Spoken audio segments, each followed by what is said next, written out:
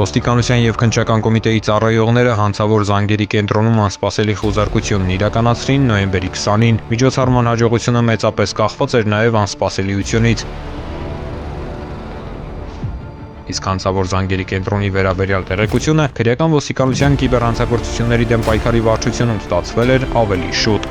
Իփուն բանձին նախնական համաձայնությամբ Արաքիլ վարչակարգշրջանում վարձակալել էին կոմերցիոն նշանակության տարածք եւ այդ տարածքում տեղակայել էին զանգերի կենտրոնների համար նախատեսված համակարգչային տեխնիկա։ Հետագայում ձեռնարկած միջոցառումներով պարզվեց, որ այդ զանգերի կենտրոնը ուներ հանցավոր ուղղվածություն եւ նախատեսված էր առանձնապես խոշոր չափերով համակարգչային հափշտակություններ կատարելու համար։ Հանցավոր կազմակերպության անդամներին չհաջողվեց ոչնչացնել քննության համար առանցքային ապացուցողական նշանակություն ունեցող էլեկտրոնային տեղեկությունները։